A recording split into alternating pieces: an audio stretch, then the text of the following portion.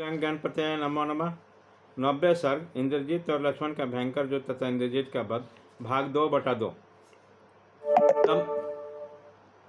तब महाबली इंद्रजीत ने मन में अपने चाचा के प्रति बड़ा क्रोध आया। उसने राक्षसों के बीच में जमराज का दिया हुआ उत्तम बाण हाथ में लिया। उस महान बाण को इंद्रजीत के द्वारा धनुष पर रखा गया देखकर भयानक पराक्रम वाले महातेजस्वी लक्ष्मण ने भी दूसरा बाण उठाया और उस बाण की शिक्षा महात्मा कुबेर ने स्वप्न में प्रकट होकर स्वयं उन्हें दी थी।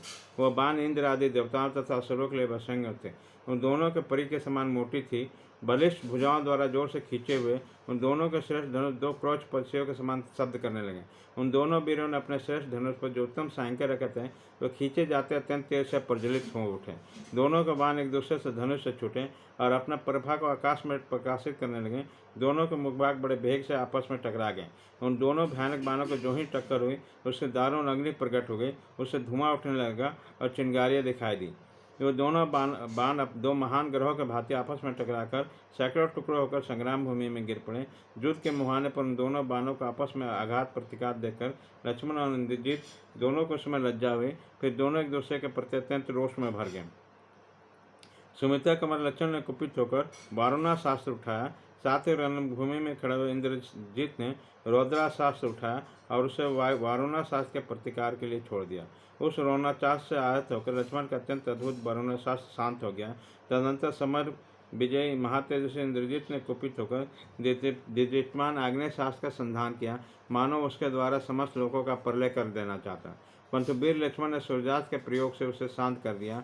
अपने अस्त्र को प्रसाहित होकर रावण कुमार इंद्रजीत अचेत से आ गया। उसमें असुर नामक शत्रुनाशक तीखे बाण का प्रयोग किया। फिर तो उसने उस धनुष से चमकते हुए कूट मुदर सुदल भूषुंडी गदा शुक्र फरसे निकलने लगे। रणभूमि में उस भयंकर असुरास्त्र को प्रकट हुआ देखकर तेजस्वी लक्ष्मण ने संपूर्ण अस्त्रों को विदीर्ण करने वाला महाशरास्त्र का प्रयोग किया, जिसका समस्त प्राणी भी मिलकर निवारण नहीं कर सकते। उस महाशरास्त्र के द्वारा उस असुरास्त्र को नष्ट कर दिया गया। इस प्रकार उन दोनों ने अत्यंत अद्भुत और रोमांचकारी युद्ध होने लगा। आकाश में रहने वाला प्राणी लक्ष्मण को घेर कर खड़े हो गए। भैरव गर्जना से गुजरते हुए बानर और राक्षसों के भयानक युद्ध में छिड़ जाने पर आश्चर्यचकित होकर बहुसंख्यक प्राणी आकाश में जाकर खड़े हो गए। उसने घिरे हुए आकाश की अद्भुत शोभा हो रही थी।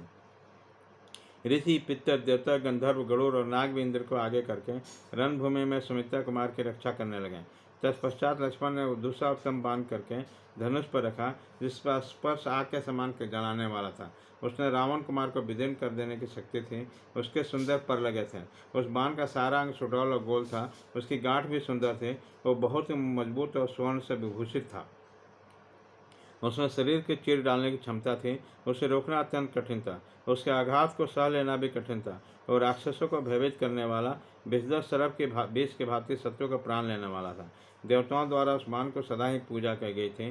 पूर्व काल में देवासुर संग्राम में हरे रंग के घोड़ों से युक्त रथ वाले पराक्रमी शक्तिशाली महातेजस्वी इंद्र ने उस बाण से दानों पर विजय पाई थी। उसका नाम था इंद्रास्त्र। उस युद्ध के अवसर पर कभी पराजित या सफल नहीं हुआ। शोभा संपन्न वीर सुमित्रा कुमार लक्ष्मण ने अपने उत्तम धनुष पर श्रेष्ठ बाण को खींचते हुए अपने अभिप्राय को सिद्ध करने वाले बात कही। यदि दशरथ नंदन भगवान श्री राम धर्मात्मा सत्य प्रत्येक है, तो पुरुषार्थ में इसका समानता रखने वाला दूसरा कोई भी नहीं। तो है अस्त्र, तुम इस रावण पुत्र का वध कर डालो। सम्रांगण में ऐसा कहने पर शत्रु वीरों का संहार करने वाले वीर लक्ष्मण ने सीधे कहे जाने वाले इस बाण को कान तक खींचकर इंद्रास्त्र से संयुक्त करने वाले इंद्रजीत को छोड़ दिया। धनुष से छूटते हुए इंद्रास्त्र ने जगमगाते हुए कुंडलों से युक्त इंद्रजीत के शिरास्त्र सहित दीप्तिमान मस्तक को धड़ से काटकर धरती पर गिरा दिया। राक्षस पुत्र इंद्रजीत का कंधे से कटा हुआ वह विशाल शरीर जो खून से लथपथ हो गया, भूमि पर स्वर्ण के समान दिखाई देने लगा। इस प्रकार मारा गया कवच सिर और शिस्तार सहित रावण कुमार धराशाही हो गया। उसका धनुष दूर जाके गिरा। जैसे वृत्रासुर के विद्ध होने पर देवता प्रसन्न हो गए थे, उसी प्रकार इंद्रजीत के मारे जाने पर विभीषण सहित समस्त बानर हर्ष में भर गए और जोर जोर से सिंहनाद करने लगे। आकाश में देवताओं, महात्मा, ऋषियों और गंधर्वों तथा अप्सराओं का विजय जनित हर्षनाद गूंज उठा। इंद्रजीत को धराशाही हुआ देखकर राक्षसों को विशाल सेना उल्लासित होकर बानरों के मार खाकर संपूर्ण दिशा में भागने लगे। बानरों द्वारा मारे जाते देखकर राक्षस अपनी सुध बुद्ध खो बैठे और अस्त्र शस्त्र को छोड़कर तेजी से भागते हुए लंका की ओर चले गए। राक्षस बहुत डर गए थे, इसलिए सबके सब पटिश, खड़ग और फरसे आदि अस्त्रों को त्याग कर सैकड़ों की संख्या में सब दिशाओं में भागने लगे। बानरों के पीड़ित से होकर कोई डर के मारे लंका में घुस गया, कोई समुद्र में कुपड़ा, कोई कोई पर्वत की चोटी पर चढ़ गया। इंद्रजीत मारा गया और रणभूमि में सो रहा। यह देखकर हजारों राक्षसों में एक भी खड़ा नहीं दिखाई दिया। जैसा सूर्य का अस्त हो जाने पर उसकी किरणें यहाँ नहीं ठहरती, उसी प्रकार इंद्रजीत के धराशायी होने पर राक्षस वहाँ रुके नहीं, संपूर्ण दिशा में भाग गए। महाबाहु इंद्रजीत निष्प्राण हो जाने पर शांत किरणें वाला सूर्य अथवा बुझी हुई आग के समान निस्तेज हो गई। उसी समय राक्षस राजकुमार इंद्रजीत के समर भूमि में गिर जाने से संसार की अधिकांश पीड़ा नष्ट हो गई। सबका शत्रु मारा गया, सभी हर्ष से भरे गए। उस पापकर्मा राक्षस के मारे जाने पर संपूर्ण महर्षियों के साथ भगवान इंद्र को बड़ी प्रसन्नता हुई। आकाश में नाचती हुई अप्सराओं और गाते हुए महात्मा गंधर्वों का नृत्य गान की ध्वनि के साथ देवताओं को दुदुम्बी शब्द सुनाई लगा। देवता आदि वहाँ फूलों को वर्षा करने लगे। दृश्य अद्भुत सब प्रतीत हुआ। उस कुरुकर्मा राक्षस के मारे जाने पर वहाँ को उड़ती हुई धूल शांत हो गई। संपूर्ण लोगों का भय देने वाला इंद्रजीत के धराशायी होने पर जल स्वच्छ हो गया।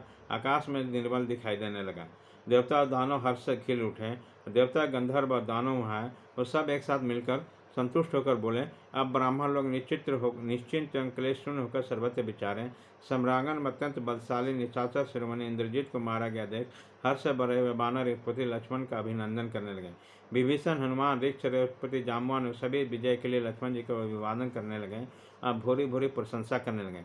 हर्ष और रक्षा का अवसर पाकर बानर किलकिलाते कूदते और गरजते हुए रघुकुल नंदन लक्ष्मण को घेर कर खड़े हो गए।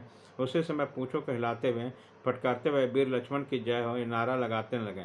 बानों का चित्त हर्ष से भरा हुआ था। वो विविध गुणों वाले बानों एक दूसरे को हृदय लगाकर श्री रामचंद्र जी के सम्मुख रखने वाले कथाएं करने लगे।